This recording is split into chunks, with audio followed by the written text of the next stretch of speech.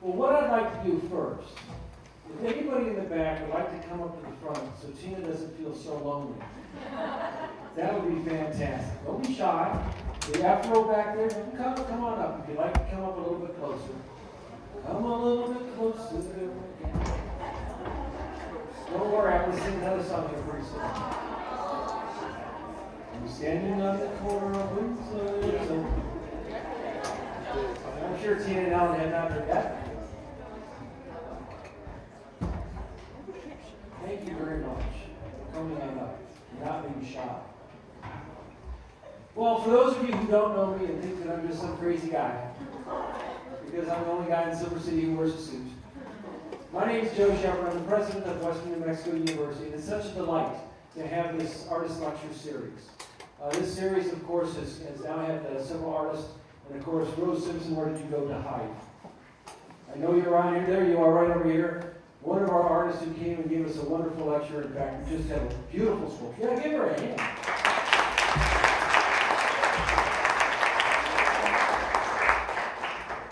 She's one of my favorite. Tina's going to become one of my favorites. Sorry, Rose, you'll be bumped off the pedestal here real quick. But if you want to see one of her pieces, it's going inside our school nursing building. Feel free to go in there. Just a gorgeous space for it, and it's just a great place in that sense of that human spirit, if you want. You'll see what I mean when you go take a look at the piece, and then you can come back and argue with me about whether you like it or not. I happen to absolutely love it, so thank you so much. Joe, she's a mural outside the art department. That's right. There's a mural that she painted with cans of spray paint. If you haven't seen that, also beautiful, beautiful piece over near the McRae Art Gallery. So we're going to continue bragging about you. And if you'd like to buy some pieces, she'll sell them to you. Tonight's about Tina, not about Rose. So what we're going to do tonight, of course, I'm going to introduce somebody who's very special, who's going to introduce Tina. But I do want to continue to emphasize something, and that is that I truly believe that a university is not necessarily a university if all it does is offer classes. University should be about culture. If you take a look back in time about various universities, great institutions, there are those places that really create the culture and the dynamics of their region and their area. And I don't want to make any exception to that as far as Western New Mexico University goes. In this artist lecture series, the Milners came forward and provided this generous donation and really have made this happen. And they're out of Santa Fe. Why I mention that? Because so oftentimes people say that you go to raise money for wonderful things through your local community. But they happen to have a passion for the arts, and art does not have a geographic region. We'll be getting six sculptures. I already mentioned Rose's sculpture that's going in the nursing building. But we built this beautiful garden out here. We're getting 5 other new sculptures scattered throughout there, and from various artists throughout New Mexico.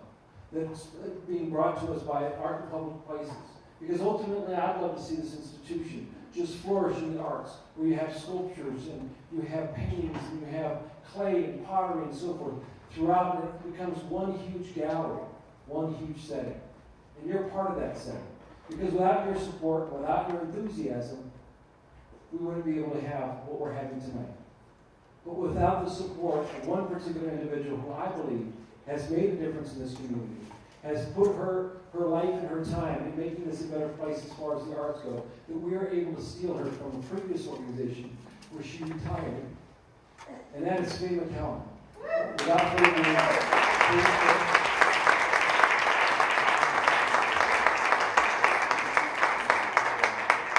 thank you, Joe. And I'd like to start by giving Dr. Joseph Shepard a big hand for supporting arts and culture here at the university.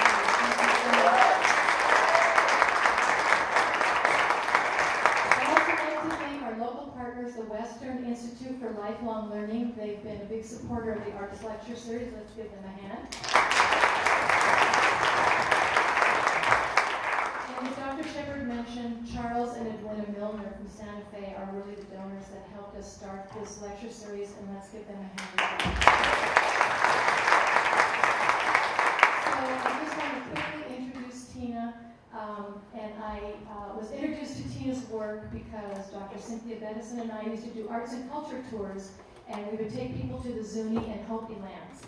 And our base of operations was a beautiful hotel in Winslow, Arizona called La Posada. And that is where Tina's work, where we were first introduced to Tina's work, and it was an incredible display. And we were able to see the Jackie Kennedy portrait that's now in the Smithsonian Portrait Gallery. Cynthia and I saw that there at La Posada with our tour group and heard Tina talk about it. And so when I was putting the lecture series together this year, I thought, I'm just going to see if I can actually get Tina Mion to come here to Silver City. And sure enough, when I called her, she said she would love to come. So let's give her a big Silver City welcome. Tina Mion.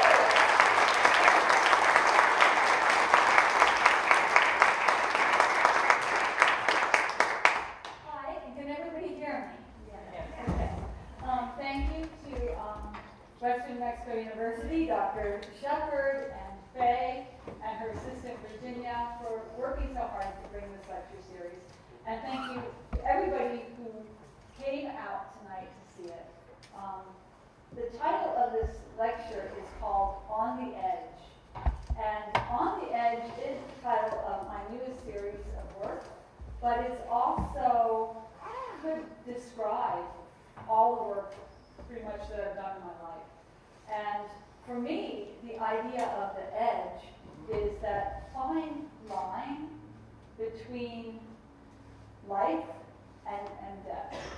And the edge can also stand for a metaphor for the edge of memory, the edge of forgetting, the edge of waking, the edge of things that are disappearing, the edge of triumph, the edge of tragedy.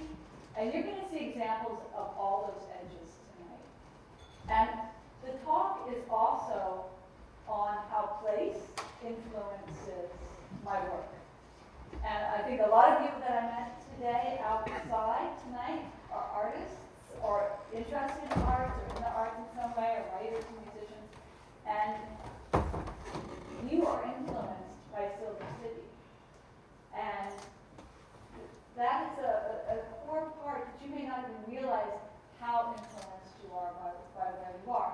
And the other part of the influences are being influenced by where you were in the past, where you grew up, a seminal event that happened to you when you were young.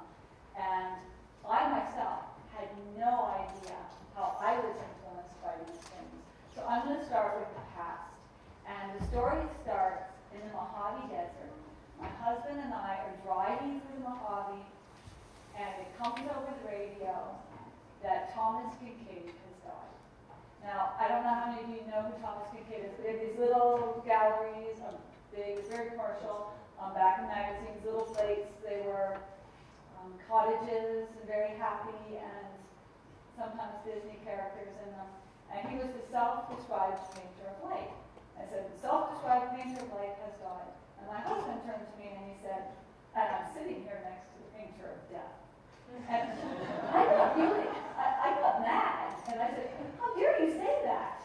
And I was fuming and just staring out the window and refusing to talk to him. But at the same time, my mind started reeling back to all paintings I had done, all the series I had done. And I suddenly turned to him and said, oh my God, I'm a painter of death. And then I started wondering, well, why? Where did that fascination with this topic, this idea of why we're here and life came from? And that's what the first image here may describe. This is actually where I moved and lived as a child. It was the Aerosmith's Undertakers and Embalming Center. And my mother remarried when I was 4, and we moved to an embalming center that had been abandoned for a long time in New Jersey. And I thought, oh, great, I'm moving into a real home. And I mean, when I say abandoned, I mean, it was abandoned, but everything was still there. We had the blood draining table, we had the weird jars of stuff in the basement. We even had curtains hanging that were stained in blood. And years later, I was joking with my mother's younger sister, my aunt. I said, you know, it just never crossed my mind, but why did she take the curtains down? I mean, did she think it was creepy to have no curtains in your house? So I know that somehow that infiltrated, the fact that I could get no babysitters and spend a lot of time alone in this place. Friends would come into my house. Definitely had something to do with my wondering, what is death, and what is it all about? So with that, we turn to the future. Now it's 1997, and I have moved into another big abandoned building, and this one had been abandoned for 40 years. And it was La Posada Hotel, the most famous building by, I think, the Southwest's most important woman architect, Mary Colter. And this was her masterpiece. It was going to be torn down, and my husband and I decided we were going to try to save it. I figured to get some karma points just as a woman artist. So it didn't look anything like this. When we moved here, you could drive up to the front. It was all the windows were sealed up with cinder blocks. So this ceiling was caving in, and it was transients living up in parts of it. It was really different than this. But we just sort of moved in idealistically and started. The first year was just the two of us. We moved in with one chair and $5,000, and we just started doing one little room at a time and claiming it. We opened with 6 rooms a year later, and every penny we earned we put right back into the building. And now it is, people come from all over the world. And we're actually expanding to try to do a Winslow Art Center. So we're encouraging art, music. So if you get a chance to come, this is what the inside looks like now. And it is, really, it's an architectural masterpiece. And 2 years ago, flash forward much further, I am now in New Mexico. And I've been coming to New Mexico for a long time, to Las Vegas, New Mexico, specifically, because I fell in love with this little town. And I would stay at the Posada Hotel, and never thinking that one day we'd buy the Posada Hotel. Well, we bought the Posada Hotel, and now it's both these buildings, and we've done a lot of restoration. We have a really great restaurant now, and it's you can stay there. It's lovely, and this is not the only building, though, that we are restoring. Can you hear me fine or not? Okay. We're also restoring this one. And this is the one that we really have a lot of work to do on. And I would take the train by this all the time and turn to my husband and say, we should buy that. Somebody's got to fix that up. And finally he said, yeah, once we could wrestle it away and get it for a decent price, we moved in. Well, there is somebody living there full time, but we bought it, and we are going to move in. We're actually building my studio now inside the building, and it will be open a little piece at a time, though, a little tiny bit at a time, what we can do. So it was a Fred Harvey house. It was the first one ever built on a railroad track. La Posada is the last one. So when I come out to New Mexico, I get on the train. I go walk out my one hotel, step off at the other one. So I hate automobiles, I'm terrified of cars, so this is perfect for me. And that's Allan. He's a tiny little guy. This is the first night we slept in the hotel. And I had just come by train. It was August, but it was freezing cold, no heat. And I decided, well, I would dance on the bar. Now, they did have a bar there for a little while. They called it the Nasty Casty. And that's me dancing on the bar, the Nasty Casty. And then that night, it snowed. The next day, the governor was coming. 800 people were coming for a reception. I think it might have ended up being 1,000. We had a 21-person mariachi band that was going to play, and it was frigid. And not only did it snow, this weird April snowstorm, which I thought was fabulous, because I love snow, it snowed in the building. And if you don't believe me, this is what a typical ceiling looks like. And so it snowed right through into the building. And but everything went well. People just sort of put their scarves on, and now we've plugged up all the holes so it's no longer snowing in the building. And we are working to stabilize it. Like I said, we have full-time people living in it, caretakers now. And we are doing construction. So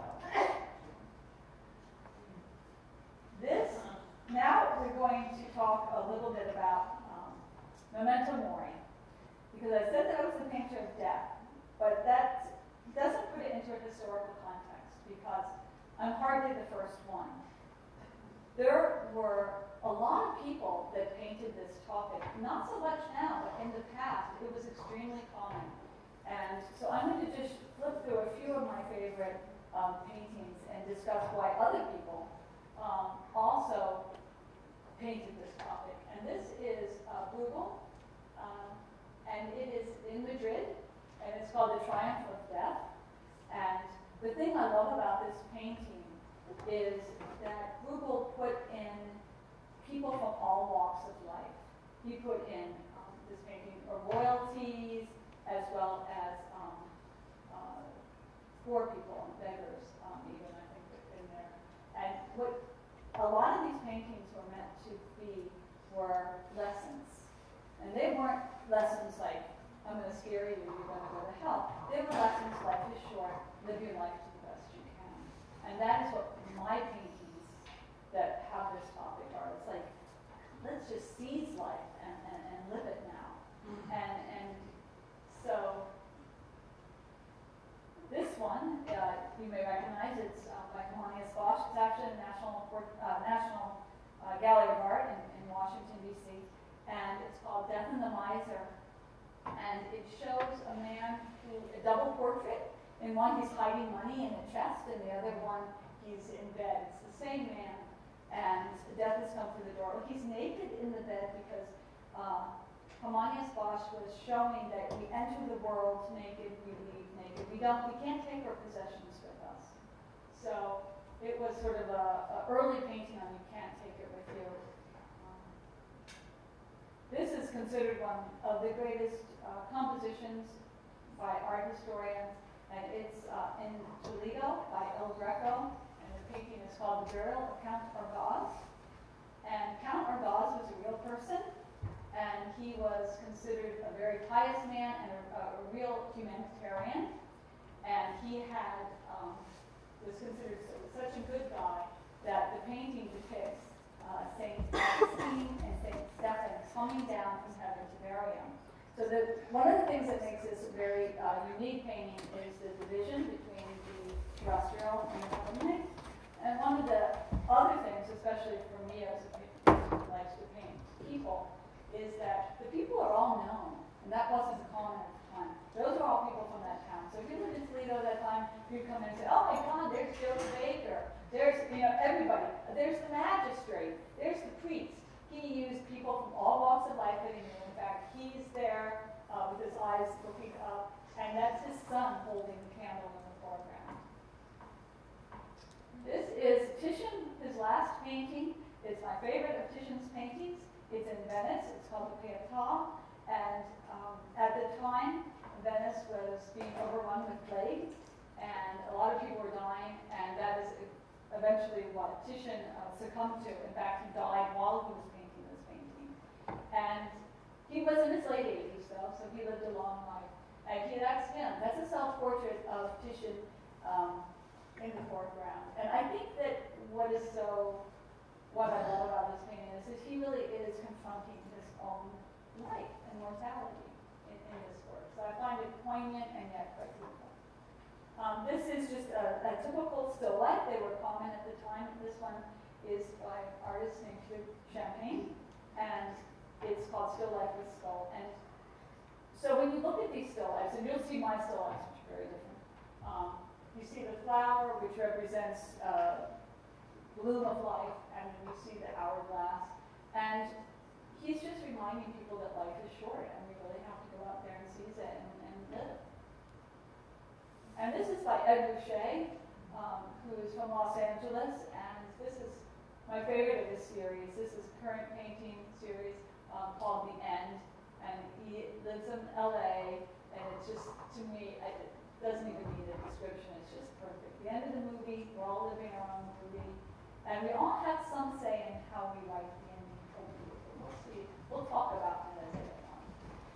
Now we're going to look at some of my work from the earliest, and it will be through chronology. So this I did in my early 20s. It was a self-portrait at the time, and I painted it and was shocked when people came up to me and said, "Why did you paint yourself dead?" And I never saw myself. I mean, yes, I'm in a graveyard. Yes, I'm wearing an old wedding dress, but I didn't see myself as dead because my skin color is still very much alive. So I think to me, it always represented that line, that living that fine line between life and death, that space, that crack in the teacup. This is the one that we talked about. It's probably the most famous painting. It's called Stop Action Assassination. And because this is an election year, I thought I would show you a few election paintings. First ladies. I decided to do women because it's a women's series, although I have done all the presidents as well. But this is called Stop Action Assassination. And these are very large. So the originals like that big. And it shows the moment that the bullet went off. And this really was an edge. This was an edge. This was before and after the assassination. And I say it's the moment when the country and much of the world lost its innocence. And there are two swords in this. Now, in the deck of cards, the King of Cards is always resting a sword through its head. You can see that if you look in the deck of cards. And they call him the Suicide King. Well, Kennedy was called suicidal, practically. He was going to Dallas at the time. He was getting tons of death threats. He went through the motorcade without the bulletproof glass. And so there was a lot of fear about Kennedy going to Dallas at that time. And so, notice there's two swords down. That's for the conspiracy theory that another bullet entered from another direction.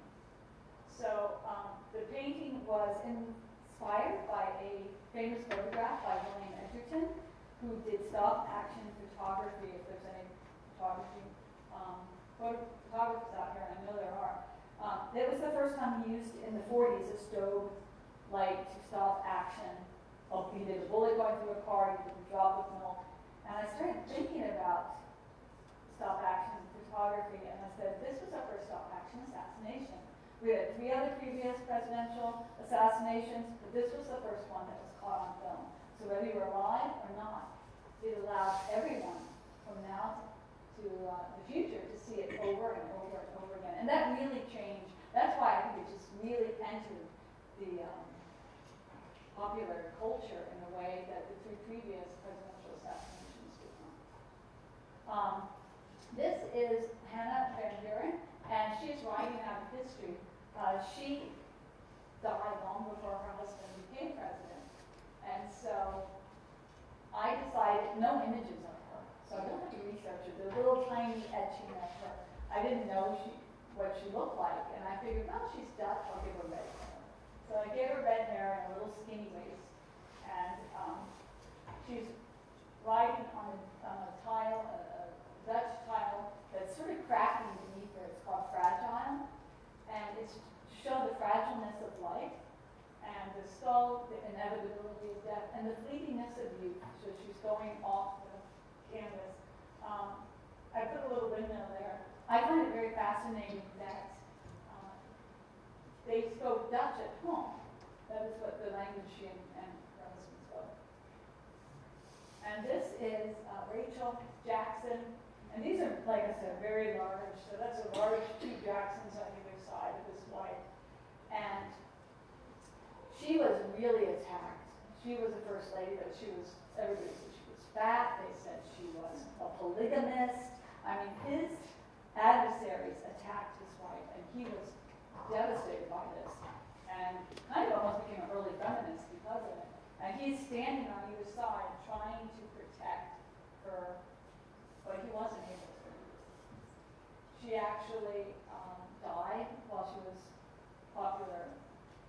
History has it packing a suitcase to move into the White House. So she sort of, her life is sifting out. He blamed his adversaries for killing her and causing her to have early heart attack. So she never did live in the White House. This is another tragic story, and I swear there are some funny, happy stories coming. But this is Jane Pierce. And Jane Pierce had 3 sons. Her last 2 were already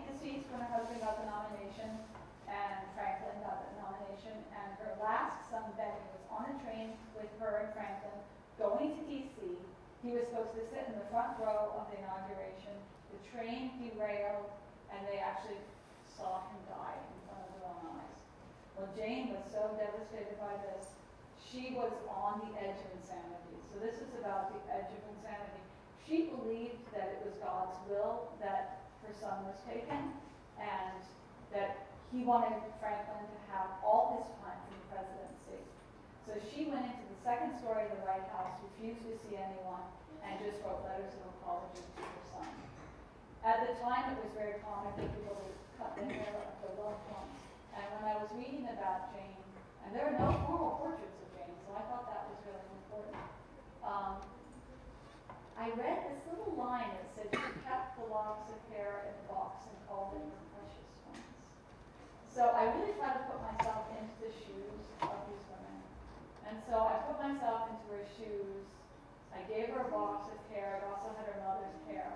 And I had her pacing the second story of the White House at 3 a.m. with her box of precious ones. So the painting's called Precious Ones. When I did further research after the painting, I discovered that her father actually had killed himself by starving himself to death in a religious fast. So that she went in there. People think of these ladies as, oh, they had this wonderful lives and they're so privileged. They had tragedies, they had challenges just like everybody else. This is Edith Roosevelt, and you know Teddy, right? Lively, rambunctious, walks off to carry a big stick, as you can see the stick. And this painting looks like it's pulled from the bottom of a waterway. Well, he traveled, he had this wonderful life. It's called ballast, because she was the ballast for her rambunctious family. They had a bunch of kids, and he was always off in Africa or setting up state parks. And she stayed home and kept everything settled. But then Peggy died. Well, what do you think she did? She didn't just say, oh, my life's over. It was like he was her anchor, and it was pulled up, and she was set afloat. And she spent the next 20 years almost non-stop traveling. This is Grant. Now, this was from the President series, which came before the Wives series. Grant was, of course, a great general, and he was also a very sensitive man. He didn't like hunting, he didn't like red meat, he didn't like foul language, but he had a bad habit. Grant smoked 20 cigars a day. Any of you are cigar smokers think pay attention to that. He got throat cancer, and this was back in a time when presidents, their wives weren't left with a pension, so she was going to be left penniless. If you can imagine it. He panicked. He got his thinker going. He said, I'm going to write my memoirs. So curled up in pain, he huddled and wrote his memoirs and ended up dying. So this is the end of his life.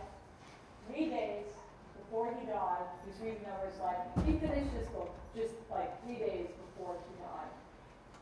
She managed to sell them, and to this day they're considered one of the greatest presidential memoirs of all time. But his wife Julia listened, and she wrote her memoirs and became our first lady to publish her memoirs. And now this is Caroline Harrison. Caroline Harrison was the woman that, this is the Red Room, it's called Red Room. She redecorated the Red Room, and she is seen here. Now this is not quite on the edge, it's sort of on the other side, because she's a spirit. She's walking through that door, those are my paintings hanging on the wall. And I imagined her coming back. She's sort of not sure if she's in this world or another world. She's coming back to see her work in the Red Room, but she's also coming back because when she got tuberculosis, her husband brought her niece in. The niece took care of her. All nice, fine. Then the husband married the niece after she died. And I've warned my husband, he is not so much as to even speak to anybody if I die first, or I will come back and haunt him. And so this is me coming through the door. I'm not me, I'm sorry. Listen to that as you go, as I die first. This is Caroline coming through the door and checking on things. She may also be checking on electricity because they were really scared of electricity back then. Thought it would, and they were the first ones to install that.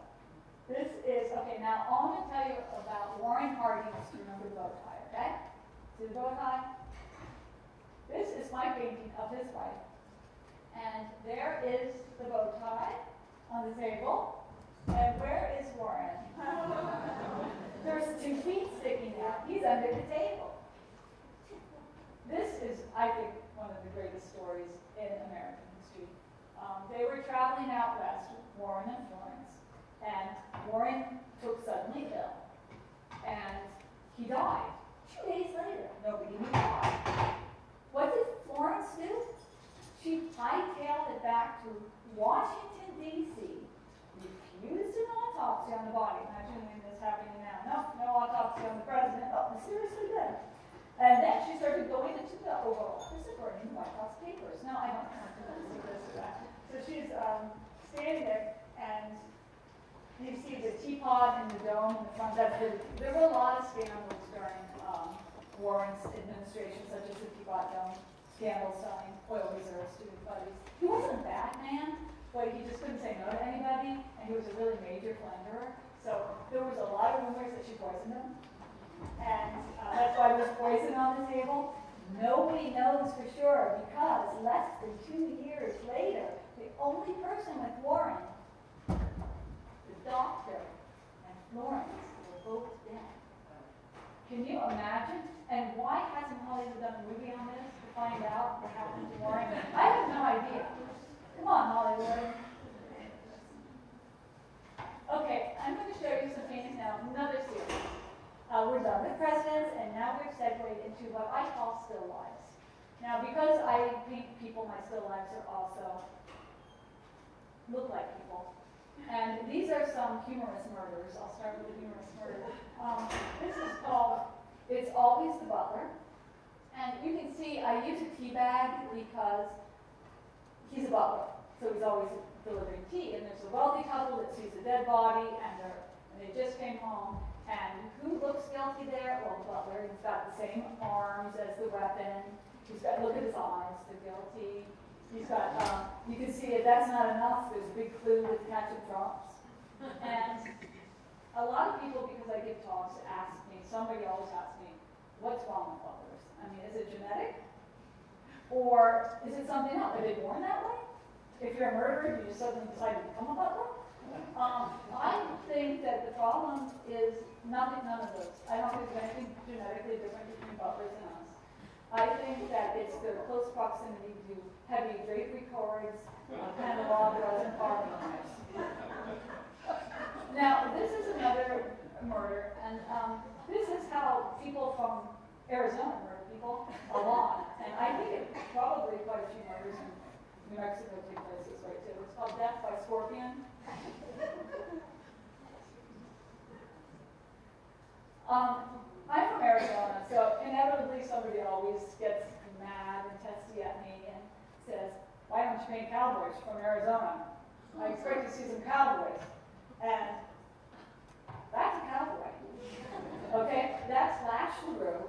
He was a B movie star cowboy, most famous for teaching Indiana Jones how to use the bullwhip during the Indiana Jones movies.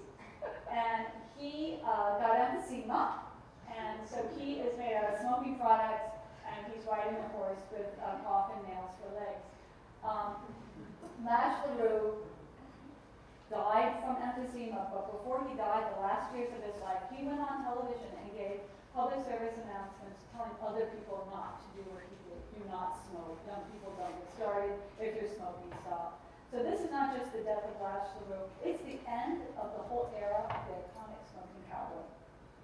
And this is Judy Garland, and it's called Judy Garland Goes Home. And this is on the edge of addiction. I mean, Judy lived her life on the edge of addiction for a long time. They gave her diet drugs, they gave her calming drugs, and then they really sort of overtook her. And as most of you know, she died from an overdose of barbiturates.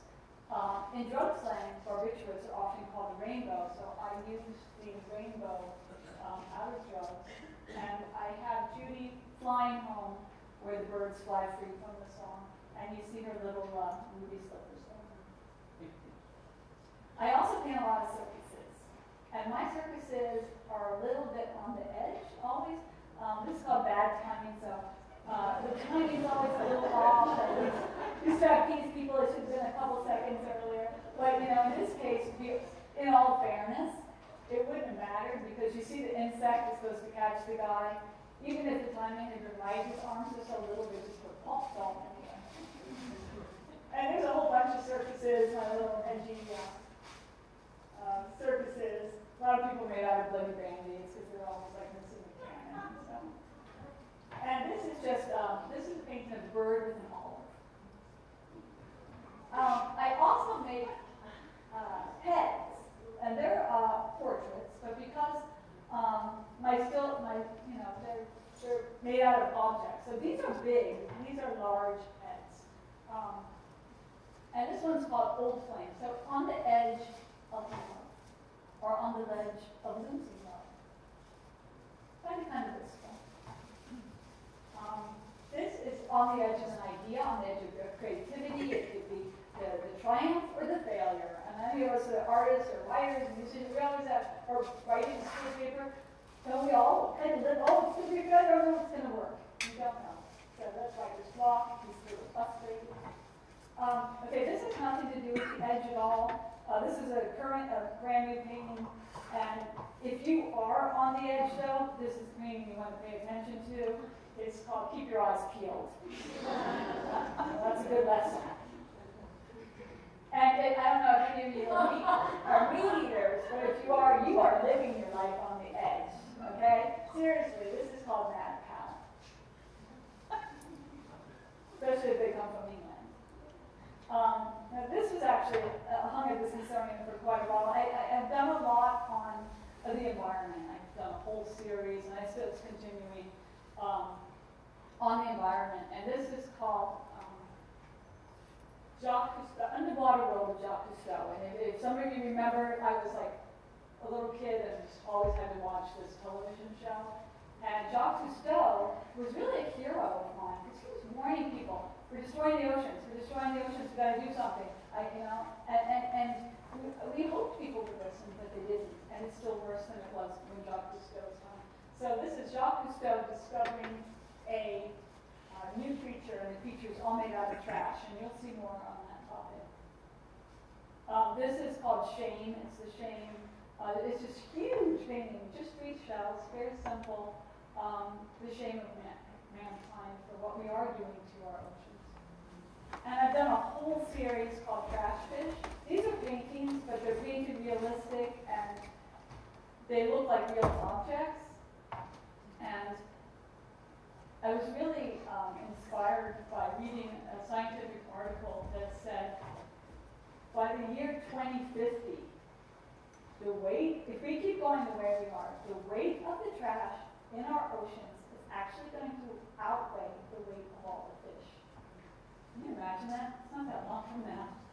And I started imagining, what if there's no fish, and the only fish that are left are the ones that are made out of trash? So mine are all made out of things that are disposable, things we don't think about and they throw away in the ocean. Maybe a fish swallows them, or they add to some, it's medical waste. So here's more of them.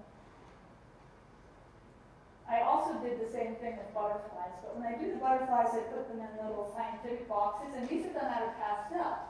The others were oil, these are pastel. And of course, the butterflies are disappearing. We have a lot less monarchs, we have a lot less bees.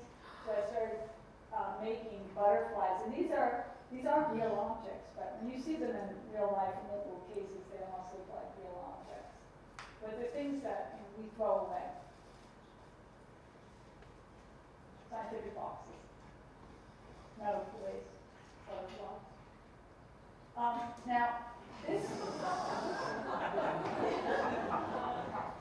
is not on the edge, but it's just some pretzels.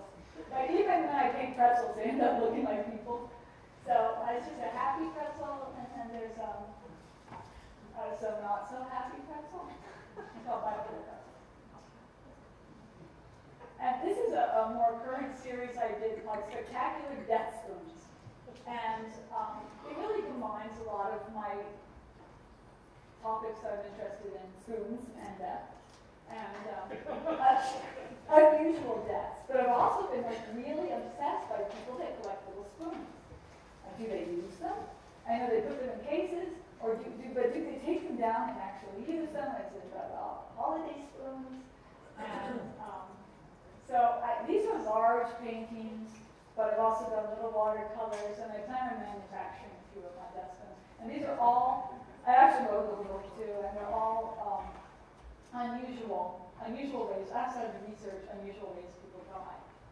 So you can see a couple of them, but one of the interesting things is in researching this, a lot of the people in my spoons really lived their lives. And they died doing what they loved, which is very interesting. Such as Michael Rockefeller. Michael Rockefeller was very young. He was the grandson of J.D. Rockefeller, and he was in Papua New Guinea collecting art, and his boat ran into trouble. He said, hold on, it's just him and his friend. He said, hold on, I'm going to swim to shore and get help. He was never seen again. His friend actually ended up being saved. 2 years ago, a researcher came out with a wonderful book on Michael Rockefeller. He went back to Papua New Guinea and interviewed newlywed men that were still alive and actually say they remember when Michael Rockefeller came to shore and he actually was beaten.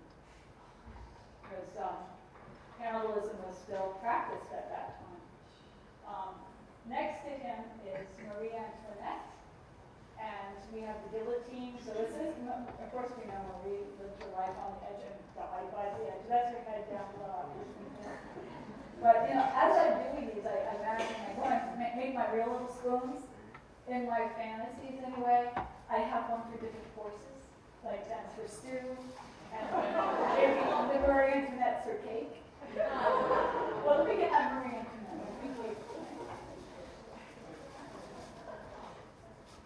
Here are just a few more.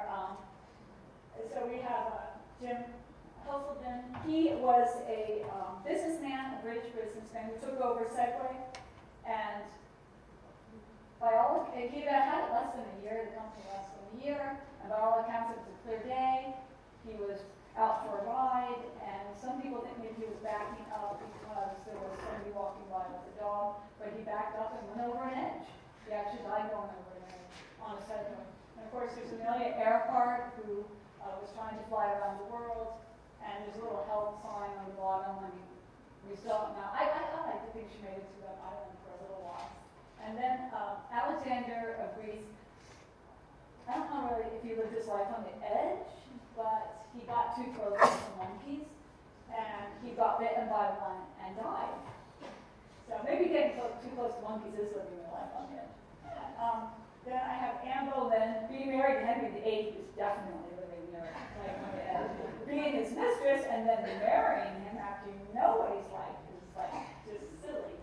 And then I have the dinosaurs, because this is mysterious deaths. And in my dinosaur, the dinosaurs weren't even aware that they were on an edge, right? I have them dying by asteroid. There's lots of theories on it.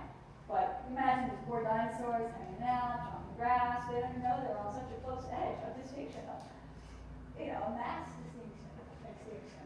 And then each one of these ends with my death. I've imagined various ways that I reasonably could die, or have come close to dying in the past.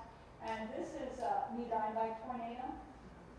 And we did have a tornado in Winslow.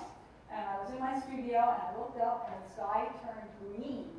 And I'd heard that, but I was like, why is the sky so strange? And I didn't think anything of it, but I thought, it's weird looking. And I continued drawing, and then there was a bang, bang, bang on my studio door. And one of my employees said, get outside, or look outside, there's a tornado. So, of course, I ran outside, and it was a real tornado. And it touched down for Winslow in 10 minutes, made national news.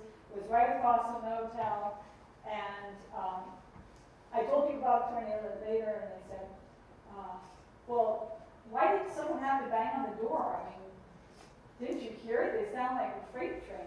Well, I don't know. If anybody's to Posada, my studio is right in front of the railroad track. I do 90 trains a day. If I think that every one of those is a tornado, I'm going to be she'll remember every 5 minutes. So that's at least one way to die. Whoops.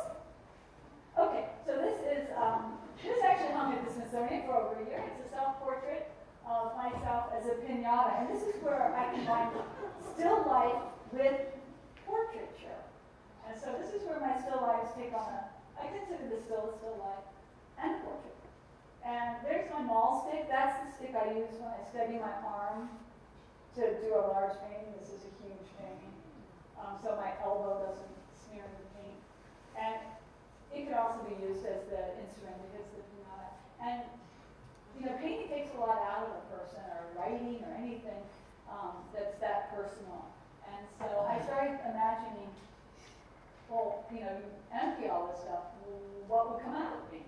So those are all things that are meaningful to my life, such as dog biscuits. I couldn't live without having a dog next to me while I work. This is an actual portrait, and it's my husband's aunts, and I painted this for him a year before they died. It's life-size, and it's called Aunts. And this is Rachel sitting, and she really is on the edge here. She's on the very edge of the sofa, and that's Hannah. And these were really remarkable ladies. Rachel was a docent at the Kimball Art Museum. She even led me through when she was totally blind by memory. And then when we got to the Picasso show, she put her arm on me and I described the paintings to her. And this is Hannah, and everybody, she was married to a woman that had a reconstruction business in Dallas. He died quite young, and everybody figured she'd sell the business. Hannah decided to run the business and made it bigger and more successful than he had. So they were very strong women, and this is sort of the antithesis, I think, sort of Whistler's idea of older women. And it's a very feminist painting, I think. His mother, sort of, it's a beautiful painting, but she's like all grays and her head's down, and I'm gonna be like that. So I used the wildest colors I possibly could think of, and they're having fun to the very end. They're drinking wine, they're eating cheese doodles. Oh, they're probably not eating cheese doodles. They have cheese doodles there, and that's called Hans.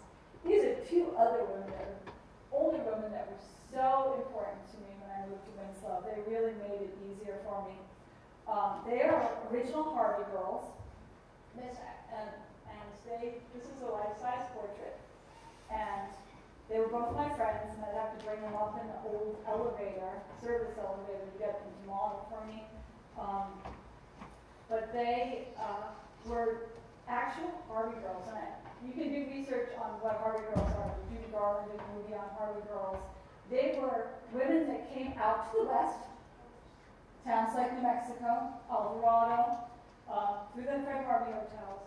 They came up to work as waitresses. And that may not make a lot of sense, waitresses, but this was started in the late 1800s when women couldn't leave home, let alone travel to the Wild West filled with cowboys and Indians, right? They were adventurous women. These are women that wanted to do something, but waitressing was almost considered like prostitution back then. So Fred Harvey came into the equation.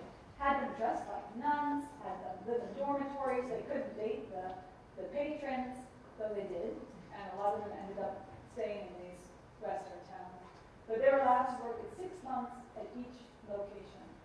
And these are actual Harvey girls. And one day I was talking to them, and I got so sad because this was the edge and the end of an era when the last Harvey girl, and it would probably be in a town like Winslow, died, I thought, or put a cup of coffee on the table. That wouldn't be, and then died. This would not be the end of that person's life.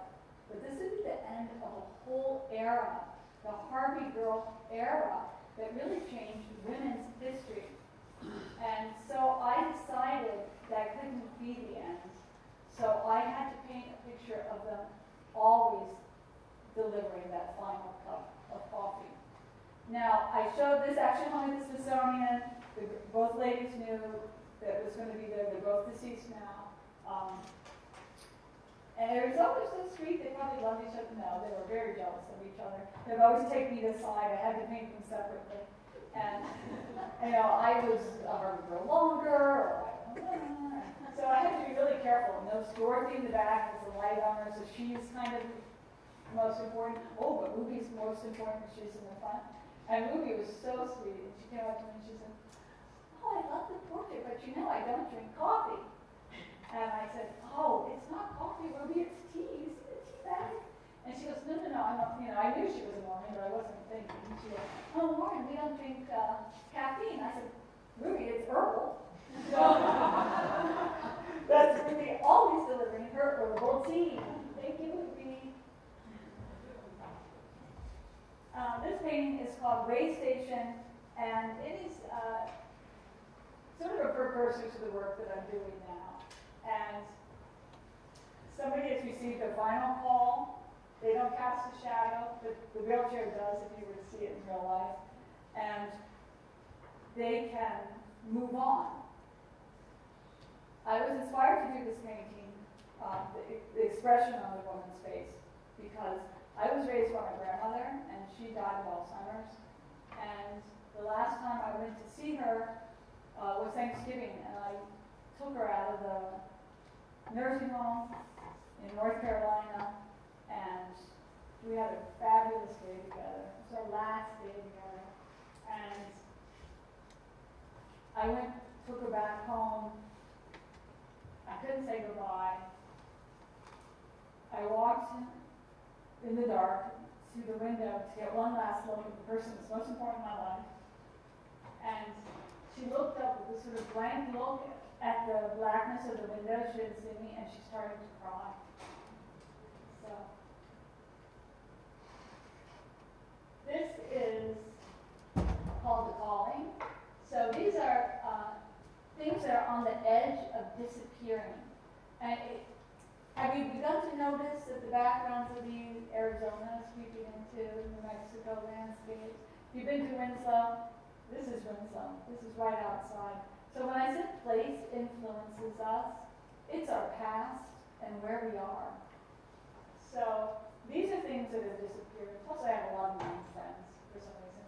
And nuns in habits are disappearing, phone booths are disappearing, and it's called The Calling. And I think callings are beginning to disappear in our society. People that, a lot of young people don't have that, are struggling to find that passion, that calling to do what they're meant to do. This painting is called The Letter, and it's a recent painting, and it's inspired by one of my aunts, my Aunt Judy, and I was really close to her for a while, for many, many decades. And then she got Alzheimer's as well. We went back to North Carolina, and my mother and I were desperately trying to call her on her birthday. We couldn't get through. We tried to get a message to her. We tried to talk to her. And so she ended up dying, and I hope she didn't die thinking that we didn't care. It still haunts me. But we're all haunted, if we think about it, by things we should have said before somebody died, or things we said and regret. So it's called The Letter. This is called My Mother's Wedding Day. These are all current paintings. And yes, that's my mother. And she didn't come out west with my father on our honeymoon. She went to Niagara Falls or something.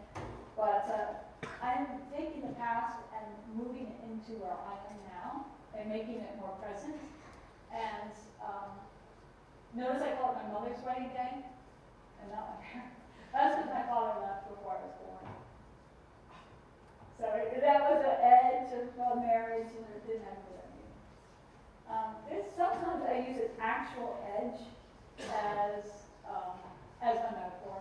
So this is called Overlook, and it's a couple, I love this, that is stuck on the edge. So that edge to take a photo, we've all probably done it ourselves. This is about communities, and I'm really into going to small towns in Oklahoma, live in a small town, and they struggle. They struggle to stay alive. These small towns are struggling. to keep from disappearing. So they struggle to stay afloat, and this painting is called Afloat. It's really, really inspired by right outside of Winslow. And this is a painting that's really near and dear to me, and it's brand new, and it's called 2 Stars, and it actually is on the edge of my existence, because I decided to paint my grandmother and my aunt. These are the people I moved in with after I was born, and I decided to paint them how they would have looked right at the time I was born, so put them in those ages. And then I aligned Venus and Mars, how they would be in relation to each other in the summer, which is when I was born. And so it's the edge of my own existence. But this is where the lines start to blur, especially for me. As I'm painting this, I'm like, I can't wait to show them, I can't wait to show you, I can't wait to show my grandmother. And then I realized, well, they're both dead. This was a different aunt, not the one with the letter. But maybe that line is blurred enough so that, at least in my looking at this painting, they're still alive. They're there with me. And this is a self-portrait of myself. And this is the last painting. And this is me on an actual edge. This is Grand Canyon. And it's my first Grand Canyon painting. And the only way to get to this motel is to go over the edge. But I'm being kept from going over the edge by my protector, this spirit animal, which appears in a lot of my work, which is the rabbit. And I hope, with that, I hope you guys come out to, I'm going to have some paintings here, January 19th, and opening. And you can see some of these in real life. I'm not sure what I'm going to bring you, but it'll be a big surprise. And thank you all for coming out. If you get a chance to go to La Posada or the Posada, please do. You'll see a lot of paintings there as well. Thank you.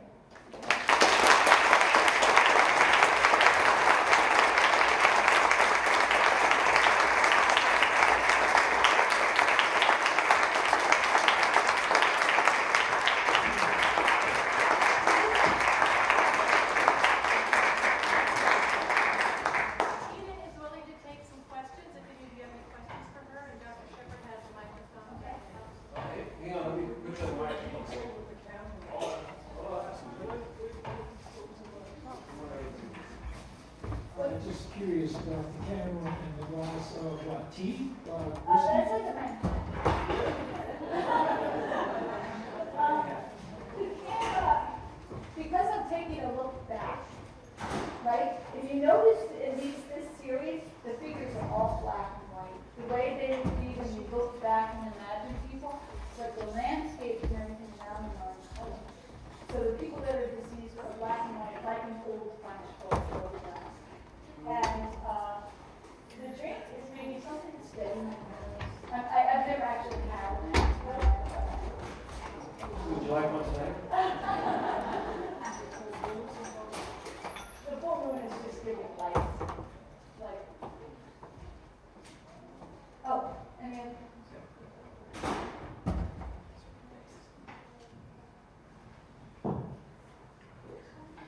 First, thank you so much for being here. And thank you and your husband for your work restoring these old buildings. We went to Posada a couple of years ago and had a wonderful time. I noticed that, you in some of your stuff anyway, you used hard faces sometimes, you used diamonds sometimes. Oh, God, I was hoping for the NASA. Was there a particular theme you had in mind with the different suits, or was it whatever? Yeah, I'm going to give you the really short answer. Okay.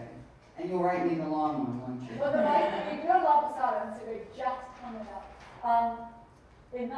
I began the President series in 1996.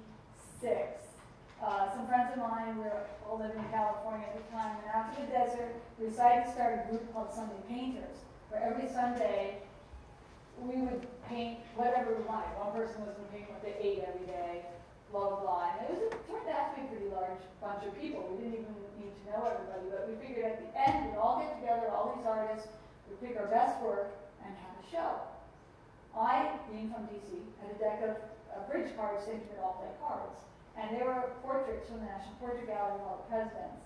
Of course, there weren't 42, so there are other characters as well. And I said, well, I know what I'm going to do. I'm going to blindfold myself every Sunday, have a ceremony, draw a card from this deck, and then I'm going to do my own rendition, but keep the Smithsonian's face value in suit.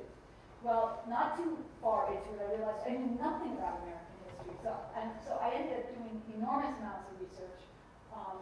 And I decided to do my portraits very personality-oriented or era-oriented, and even then frame them in the context of their presidency, so from pop art to turn of the century. A couple months into it, everybody dropped out of the group because it's a lot of discipline, and I'm the only one chugging along. I was not about to give up, so I ended up finishing. It took me 2 years because I had to make inverted tabletops to make the frames and stuff, and it's 52 paintings.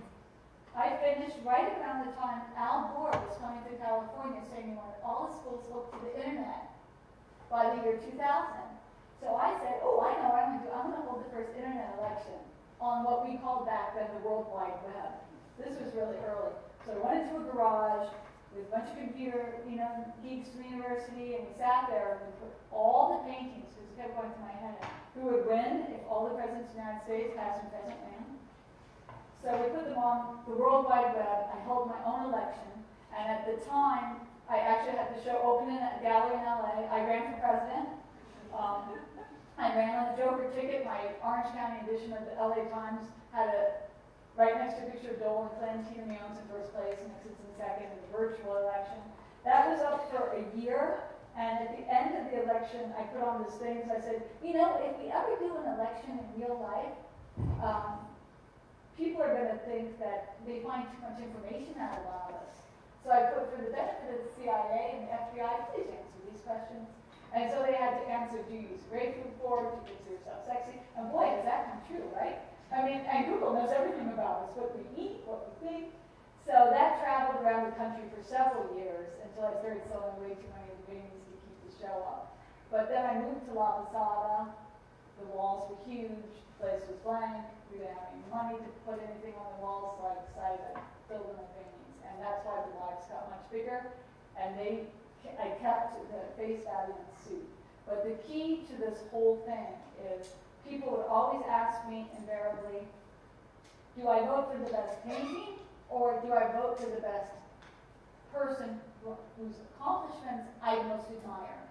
And I say, I don't answer that because that's the key to the whole painting series. It's just like real elections. Do we vote for a person's accomplishments or vote for the best picture painting of some? I'm sorry for the wrong answer. It'll be interesting to see who she paints of Hillary Clinton and Donald Trump. I have one of Hillary already because I painted her when she was first lady. Other questions?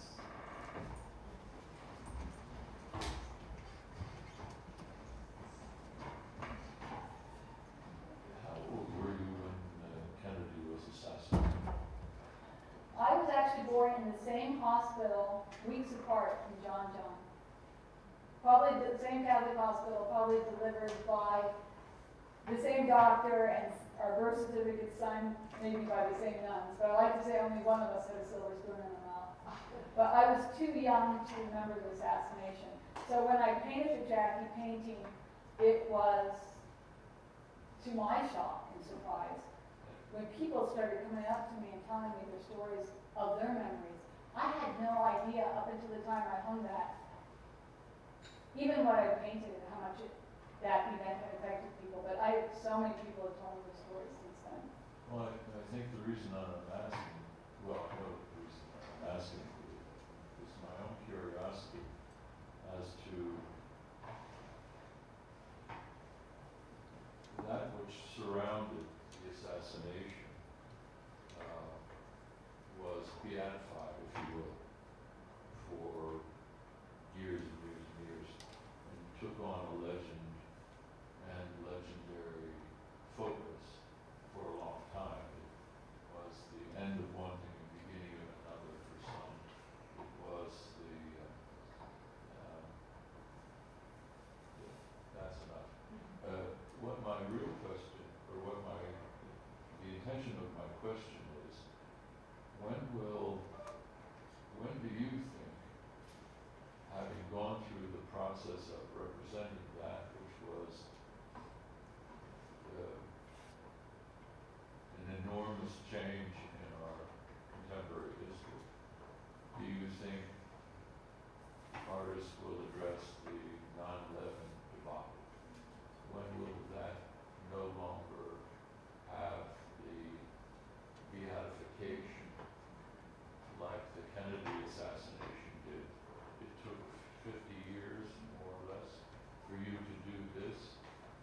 Yeah, I don't know why anybody didn't pick that exact moment of the assassination.